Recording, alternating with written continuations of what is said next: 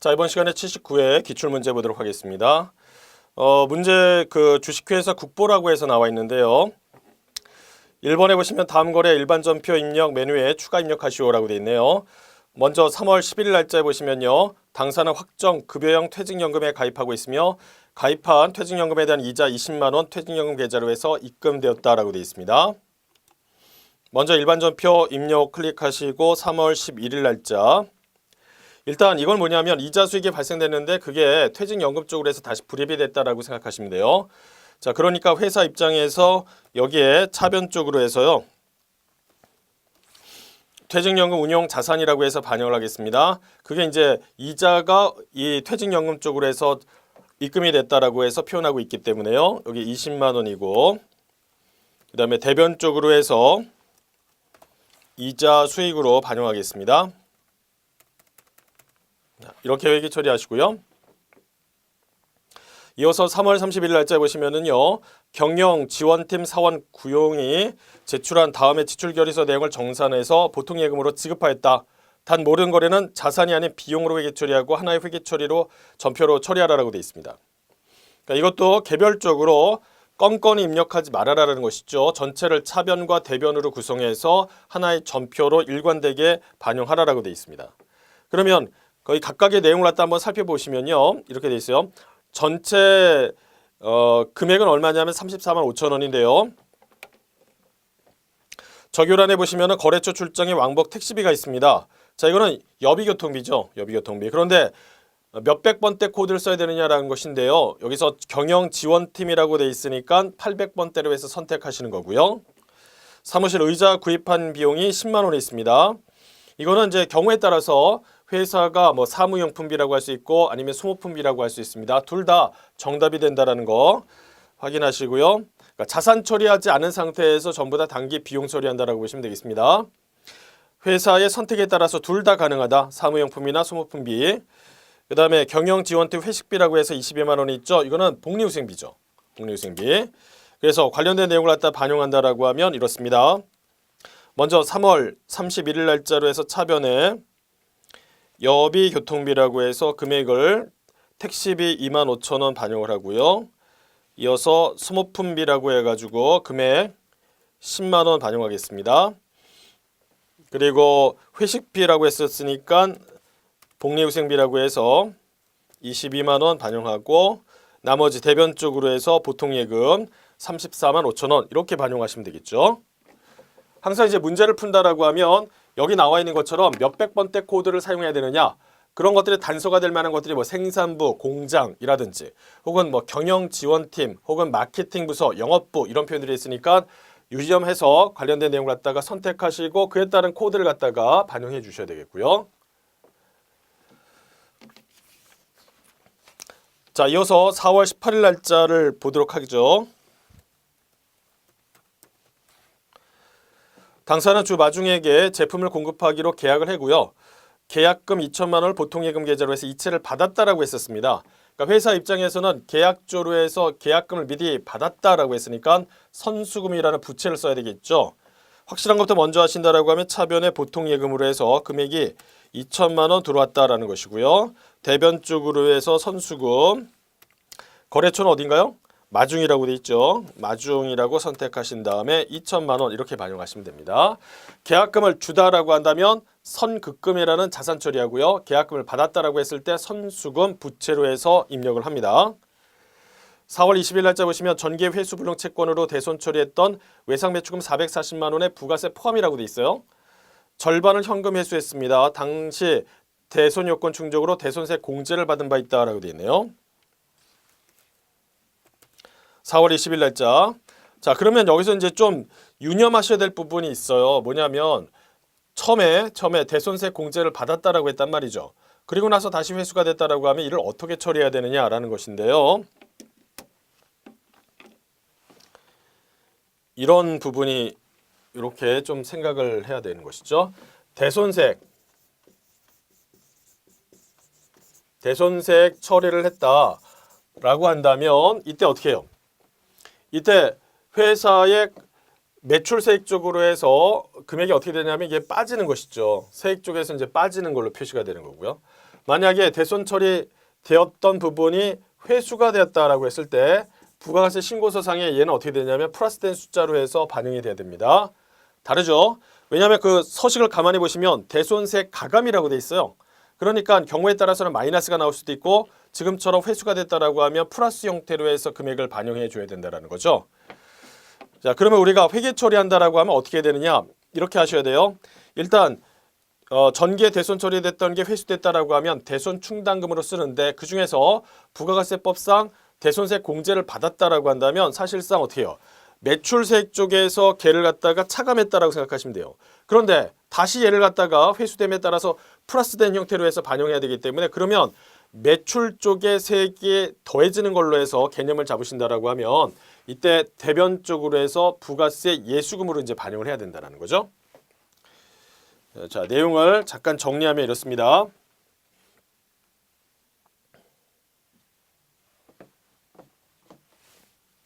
기본적으로 회수됐다라고 하면 무조건 대손 충당금으로 해서 내용을 반영하라고 했어요. 이렇게 대손 충당금. 그런데 이 중에서 부가세법상 대손세액 공제를 받았다라고 한다면 그 대손세액 공제 받은 부분에 대해서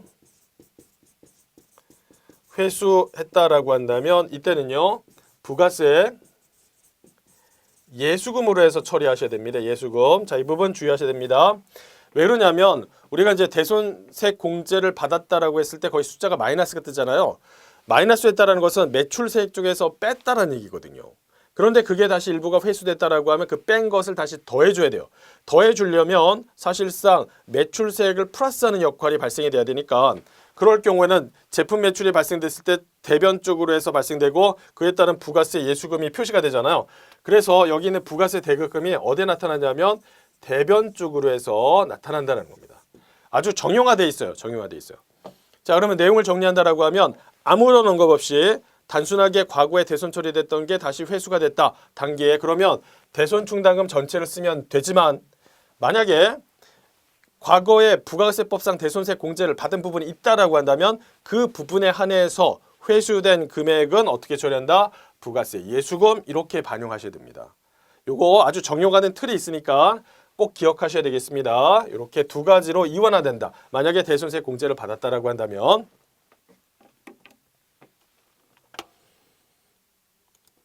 그러면 다시 돌아와서 회계 처리 한번 해보도록 하겠죠. 일단 절반을 현금으로 회수했다라고 했었으니까요. 차변 쪽으로 해서 현금 반영을 하죠. 얼마냐면 220만 원 이렇게 되겠습니다. 대변 쪽으로 해서 대손 충당금이죠. 이게 외상 매출금에 대한 대손 충당금이니까 바로 밑에 108번 바로 밑에 109번으로 입력하시고요. 금액은 얼마냐라고 하면 200만 원 이렇게 처리하시죠. 그리고 나머지 대변 쪽으로 해서 부가세 예수금으로 반영해서 20만 원 해야 됩니다. 말씀드렸죠. 이게 이제 플러스가 되기 때문에 일종의 매출세액 쪽으로 해서 더해지는 개념으로 접근해야 된다는 거죠. 그래서 대변 쪽으로 부가세 예수금 이렇게 반영이 되는 거니까요. 자, 이어서 5월 15일 날짜를 보도록 하겠습니다. 해외 매출청인 뉴욕 CO LTD 사에 외상 매출금 5만 달러가 있습니다. 외상 매출금 인식 당시에 적용 환율은 1달러당 1,200원이었고요. 전액 외화로 해서 보통예금에 입금되었습니다. 입금 시점에 적용 환율은 1달러당 1,150원이다 라고 돼 있죠. 자, 지금 같은 경우는 외화 자산 부채에 대해서 상환하거나 회수하면서 발생된 환율의 차이를 갖다가 적용하는 거예요.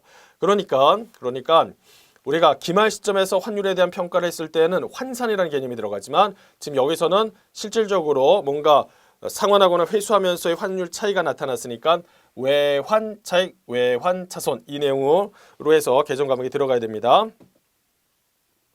일단 회사 입장에서는요. 외상 매출금이라는 것이 없어졌죠. 그리고 실제 돈이 들어온 금액을 갖다가 검토해 보시면 돼요. 1,200원이었다가 실제 돈이 들어온 것은 1,150원이니까 1달러당 50원씩 손해를 본 꼴이죠. 그래서 환율을 갖다가 적용해 보시면 여기에 이제 금액들을 갖다 쉽게 구하실 수가 있어요. 일단 대변 쪽으로 해서 외상 매출금이라고 하겠습니다. 뉴욕에서 회사를 반영하고요. 금액은 얼마냐면 지금 1달러당 1,200원이고 5만 불이었다라고 했으니까요. 금액은 이제 6천만 원이 되겠죠. 그리고 나서 차변 쪽으로 해서 실제 돈이 들어온 게 얼마인지 한번 봐주시면요. 1달러당 1,150원이라고 했으니까 575000 이렇게 해서 계산이 됩니다. 나머지는 뭐냐라고 하면 바로 외환 차손이 되겠죠.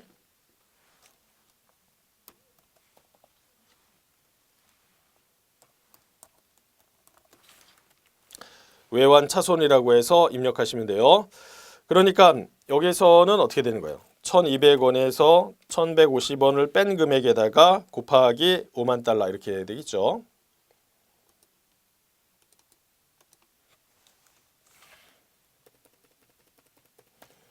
이 금액에다가 이런 식으로 해서 계산된 금액입니다. 참고를 해주시고요.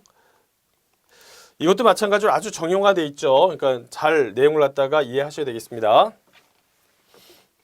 이어서 두 번째 문제 보도록 하죠. 다음 거래 자료를 메인 매출 전표 입력에 추가로 입력하시오라고 되어 있습니다. 메인 매출 전표 입력에 가셔서 4월 10일 날짜 보도록 하겠습니다. 요형에 보시면요. 영세율 전자세금 계산서를 갖다가 했죠. 로컬 애시에 근거해서 제품을 공급하고 발급한 전자세금 계산서라고 되어 있습니다. 로컬 애시에서 발행했다라고 했으니까 12번 영세로 해서 선택하시고요. 그리고 여기서 제품을 공급했다라고 되어 있습니다. 금액은 5천만 원이고요. 회사는 라도무역이라고 되어 있네요. 전자로 해서 발행됐고요.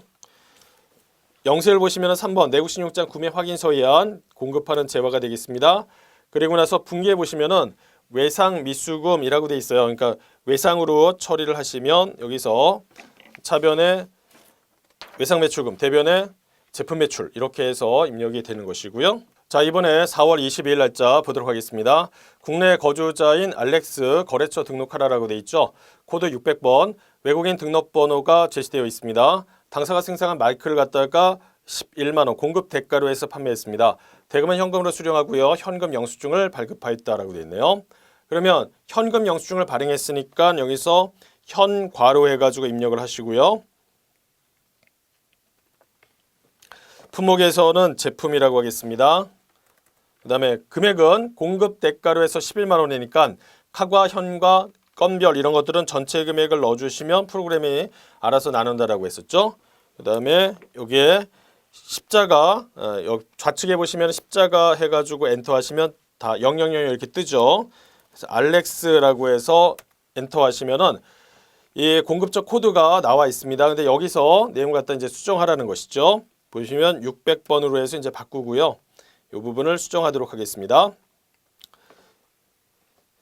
주민번호 제시된 내용에 따라서 810405 그 다음에 68351102라고 되어 있어요. 자, 그 밖에 다른 내용에 대해서는 특별하게 나와 있지는 않으니까 이런 식으로 이제 입력을 하시고요. 그 다음에 분계해 보시면은 이거는 이제 현금으로 해서 받은 부분이니까요. 현금 해서 처리하시면 되겠습니다. 이어서 5월 27일 날짜에 보시면요. 당사는 봉사사업을 신축할 목적으로 해서 기존의 건물을 갖다가 있는 토지를 취득했습니다. 즉시 건물을 철거한 후에 부천 용역으로부터 전자세금 계산서를 수취했죠. 그 건물의 철거 비용 총액이 1,650만 원 부가세 포함입니다. 이 중에서 1,000만 원 당좌 수표로 해서 지급하고요. 나머지는 외상으로 했다라고 되어 있어요. 우리가 이런 문제는요. 굉장히 그 시험 대비해서 난이도가 있는 부분이라고 생각하시고요. 실무에서도 중요하게 이게 다뤄져야 할 부분입니다. 먼저 보시면은 회사가 본사 사옥을 신축할 목적으로 해서 기존에 건물이 있는 토지를 갖다가 구매하고 건물을 헐어버렸어요. 그러면 회사는요 사실상 건물과 토지를 구매한 것이 아니라 토지를 갖다가 구매했다라고 보시는 게 맞죠. 그러니까 여기에 토지 관련해 가지고 뭔가 헐어서 세금 계산서를 받았다라고 한다면 이 부분에 대해서 매입세 공제를 해줄 거냐라는 거예요. 해주지 않는다는 겁니다. 유념하셔야 됩니다. 꼭 기억하시고요. 그래서 54번에 불공으로 이제 반영하시고 부가세 포함된 금액이 있기 때문에 여기에 품목에서는요, 뭐 건물 철거라고 돼 있으니까 철거 비용이라고 하겠습니다. 공급가액은 1,500만 원에 부가가세 별도로 해서 되어 있고요. 부천 용역이라고 되어 있습니다. 전자로 해서 발급받은 부분이 있고요. 그 다음 불공 사유에 보시면요, 여기 여러 가지가 있지만 그 중에서 6번 토지의 자본적 지출 관련된 내용이라고 생각하시면 돼요. 그리고 나서 분계를 하시는데 혼합으로 체크하시면 되겠습니다. 차변 쪽으로 해서 원재료가 뜨면 안 되죠. 이거는 뭐예요? 해당 건물을 부셔서 그 다음에 그 위에다가 신축할 건물을 짓기 때문에 토지의 자본적 지출로 해서 해당 자산에 포함시키면 되는 거예요. 그러니까 여기 차변 쪽으로 해서 토지가 들어가야 됩니다. 1,650만 원. 그리고 대변 쪽으로 해서 회사가 당좌 수표를 해서 지급했다라고 했었으니까 여기다 당좌예금이라고 1,000만 원 반영하시고 나머지 금액에 대해서는 외상으로 했다라고 했었습니다. 대변 쪽으로 해서 외상했다. 일반적인 상골의 외에서 발생된 빚을 갖다가 미지입금이라고 하죠. 그래서 우리도 계정 과목을 미지입금에서 나머지 650만 원 이렇게 반영을 해주셔야 돼요. 그 다음에 네 번째 보시면 5월 29일 날짜로 해서 블루전자 제품을 1,300만 원 부가세 별도로 해서 공급했다라고 했었죠. 29일 날짜 전자세금 계산서를 발급했습니다. 대금은 5월 24일 날 계약금으로 수령한 200만 원이 있는데요. 그 제외한 나머지가 이제 보통예금을 해서 수령이 된 것이죠. 먼저 이제 11번의 과세로 해서 보시면 되겠고요. 제품이라고 하겠습니다.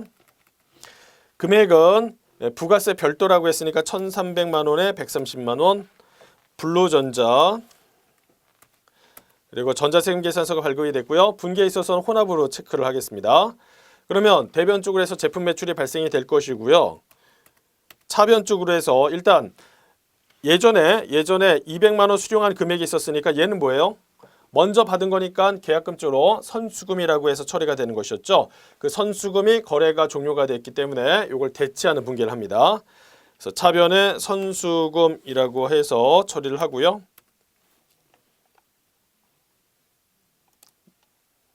자, 요 금액이 얼마냐면 200만 원이었습니다. 그리고 나머지 차변 쪽으로 해서 보통예금 들어가시고요. 차변 쪽으로 보통예금 얼마가 들어왔냐면 1,230만 원이 들어왔습니다.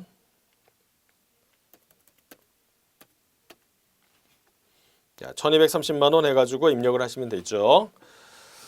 그 다음에 6월 16일 날짜가 있습니다.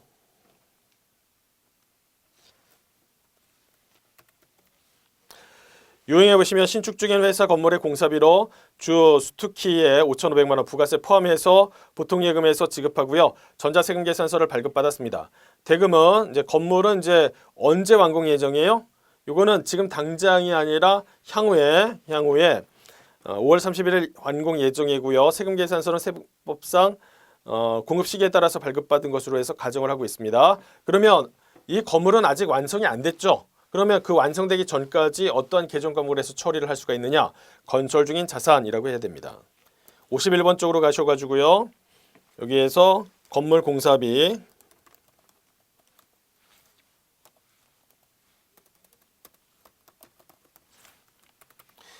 금액은 부가세 포함해서 나와 있기 때문에 5,000에 50만 원. 네, 수투키라고 돼 있고 전자세금 계산서 발급받았다.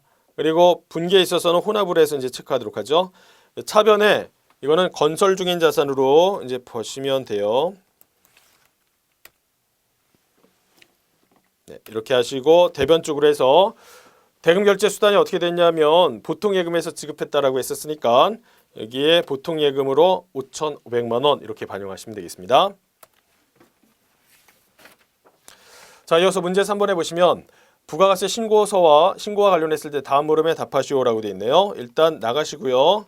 부가가치세에 클릭하신 다음에 여기에서는 신용카드 매출 전표 등 수령 명세서 입력하라고 되어 있죠. 예, 여기 가서 보도록 하겠습니다.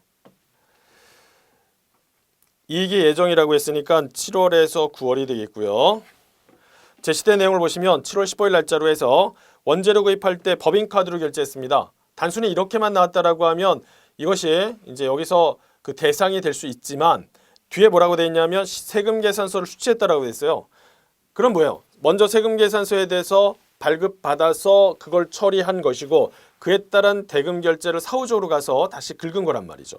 그렇기 때문에 만약 이것까지 허용한다라고 하면 세금계산서, 그 다음에 또 이후에 신용카드 결제분 이 두 가지가 중복돼서 처리됐기 때문에 이건 안 된다라고 했었죠.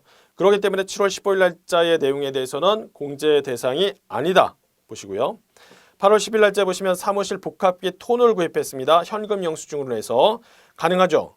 그 다음에 9월 14일 날짜 보시면은 서울랜드 입장권 구입했는데 접대 목적이다라고 되어 있습니다. 기본적으로 접대 목적으로 해서 신용카드 등을 사용했다라고 하면 매입세 공제는 안 된다라고 했었습니다. 그 다음에 9월 25일 날짜 보시면 대표이사 부산 출장에 KTX 요금을 갖다가 했다. KTX도 기본적으로 세금계산서를 여객운송업 관련했기 때문에 세금계산서의 발급이 안 된다라고 했어요. 따라서 발급이 안 되는 그런 업종 관련했을 때 신용카드로 해서 매입하더라도 마찬가지로 공제가 안 된다라고 했었죠.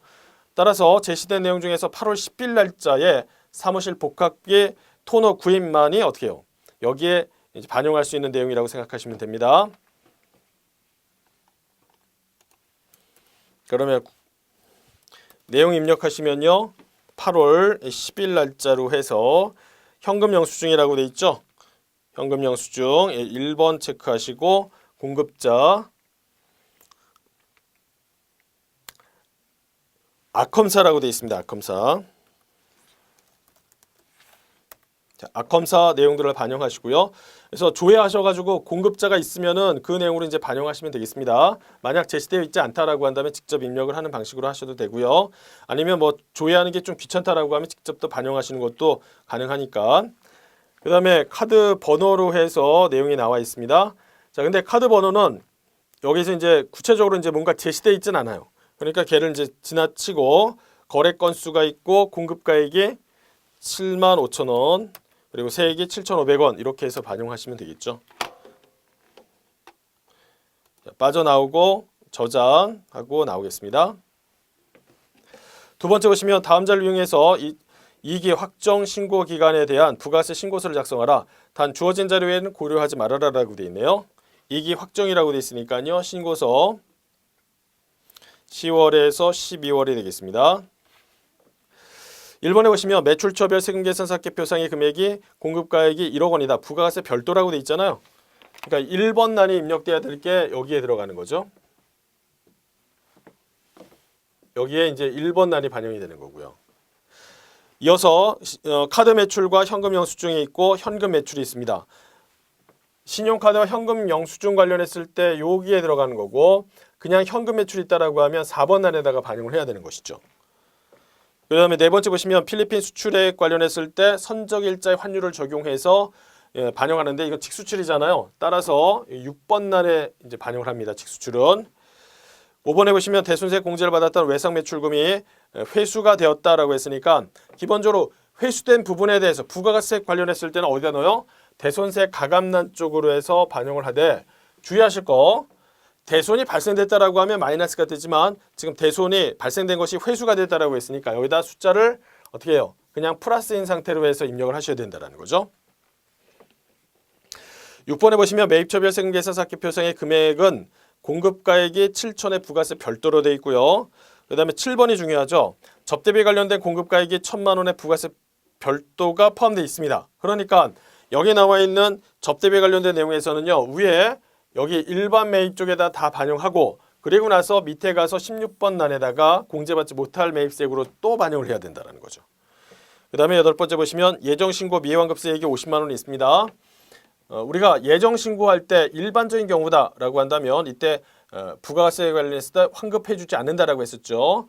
우리가 예정 때도 환급을 해주는 것은 일반적으로 이제 이런 거죠. 영세율이라든지 그 다음에 사업설비 신설 취득 확장 증축 관련됐을 때 내용이라고 한다면 예정 때도 환급을 해주겠지만 그렇지 않다라고 한다면 이때 돌려주지 않아요. 그 돌려주지 않은 부분에 대해서 확정 때 반영해야 되는데 그게 여기 예정신고 미환급세액이라고 해서 여기 21번 난이 있죠. 여기다가 이제 여기에다가 반영을 해야 된다는 거죠. 자, 그러면 이런 개념을 가지시고 각각 거기에 내용을 갖다가 입력을 해보도록 하죠.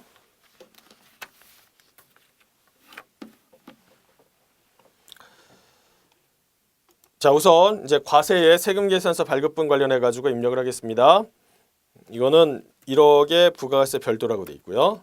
신용카드 현금 영수증 발행분이라고 돼 있으니까 신용카드가 얼마요? 440만 원에 현금 영수증이 110만 원이니까 두 개를 더했을 때는 500만 원이 되는 것이죠. 그래서 500만 원에 50만 원이 되고요. 기타 정규 영수증 외의 매출이라고 했었으니까 현금 44만 원 관련했을 때 내용을 반영하시면 돼요. 자, 그런데 3번에 보시면 확정 신고 기간 단에 간주 임대료가 160만 원 있다라고 했으니까 주의하셔야 되겠죠. 이 4번란에 반영될 수 있는 것은요. 단순하게 매출이 발생이 됐는데 현금만 받았다든지 혹은 그냥 간이 영수증을 발행했다든지 아니면 간주 임대료라든지 간주 공급이 전부 다 4번 란에다가 집합이 된다는 것이죠. 주의하셔야 되겠습니다. 따라서 거기에 3번에 나와 있는 간주 임대료와 2번에 나와 있는 현금 매출 40만 원에 44만 원 있잖아요. 이거. 자, 이 두 개의 금액들이 합쳐져야 된다라고 보시면 돼요. 합쳐져요. 그러니까 400에다가 간주 임대료 160까지 합쳐져 가지고 여기에 반영이 돼야 된다라는 거죠. 그러면 얼마로 해서 들어가야 될까요? 200으로 해서 들어가야 된다는 겁니다. 네 번째, 선적 필리핀 수출액 선적 일자의 환율을 적용해서 거기에 $10,000 반영을 해주시면 돼요. 그러면 얼마냐? 이게 이제 1,000만 원이 됩니다. 1,000만 원. 1,000만 원은 기타 쪽으로 해서 6번 란에다가 반영을 하시는 거고요. 그 다음에 5번에 보시면 대손색 공제를 적용받았던 외상 매출금 154만 원에 대해서 회수가 됐다라고 했으니까 지금 여기서는요. 신고서상에 부가세 관련된 내용만 조정하면 되기 때문에 대손색 가감 쪽으로 가셔서 마이너스 치지 않고 회수된 부분에 대해서는 플러스로 해서 입력을 합니다. 세액 해당하는 14만 원을 갖다가 여기다가 입력을 하시는 거고요.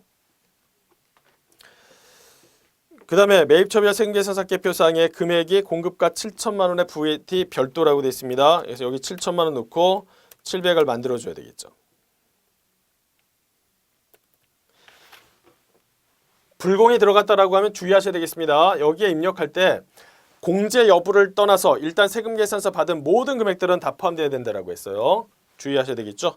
그리고 나서 공제받지 못할 매입세이다라고 한다면 그 부분에 대해서 반영을 하라라는 거예요. 반영하라.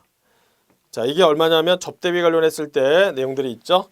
1,000만 원의 VAT 별도로 되어 있습니다. 1,000만 원의 VAT 별도. 자, 이렇게 해서 반영을 하시고 그 다음에 예정신고 미환급세액이 있습니다. 이거는 50만 원이라고 했으니까 여기다가 반영을 하겠습니다. 자, 이렇게 해서 반영을 하시면 돼요. 그러면 여기에 이제 신용카드 매출전표 등 발행공제 굳이 입력하지 않더라도 점수와 직접적으로 연관되진 않지만 이제 이것도 입력하라고 요구하는 경우도 있습니다. 그래서 연습 삼아서 여기다가 해당 금액들을 갖다가 반영하실 수 있다라는 것이죠. 어디냐면 두 번째 보시면 카드 매출이 440만 원, 현금 영수증이 110만 원이라고 했으니까 두 개를 더하면 550만 원이 돼요. 550만 원 이렇게 해서 입력하실 수도 있고요. 자, 나머지 내용들은 추가로 더 입력할 내용은 없습니다. 가만히 보시면은 이 부가가치세에 관련된 신고 서식을 제시하고 이에 대한 여러 가지 내용 갖다가 한꺼번에 보여준 다음에 신고서상에 어떤 금액에 어떻게 입력해야 되는지가 계속적으로 출제되고 있어요. 그러니까 수업 목적상 대단히 중요한 내용이라고 이해를 해주셔야 됩니다. 자, 이렇게 해서 데이터 저장하고 빠져나오도록 하죠. 그 다음에 네 번째 문제 보시면 다음 결산자를 입력해서 결산을 완료하시라고 그러게 됐어요. 1번에 보시면은 화재보험 관련했을 때 기말 수정분기하는 것이죠. 이건 뭐예요? 수동사항. 그 다음에 두 번째 보시면 정기 대여금 계정 과목 중에서 외화로 빌려준 금액이 있는데 기말의 기준 환율이 얼마였다라고 돼 있어요. 자, 이거는요. $10,000를 갖다가 900만 원이라고 했으니까 당시의 환율이 900원이었다라는 거예요. 900원이었는데 기말이 언제 얼마가 됐어요? 1,200원이 됐으니까 얼마만큼 인상이 됐냐면 1달러당 300원만큼 높아졌다는 겁니다. 그 금액을 갖다가 반영하시는 거예요. 수동사항이고 세 번째 보시면 부가가세 관련된 내용도 있는데 이것도 전부 다 수동사항. 그 다음에 네 번째 보시면 기말재고자산 관련했을 때 수동과 자동이 결합된 상태고요. 이어서 5번에 보시면 감가상각 내용이 있는데 이건 전부 다 자동사항이라고 보시면 됩니다. 자동사항.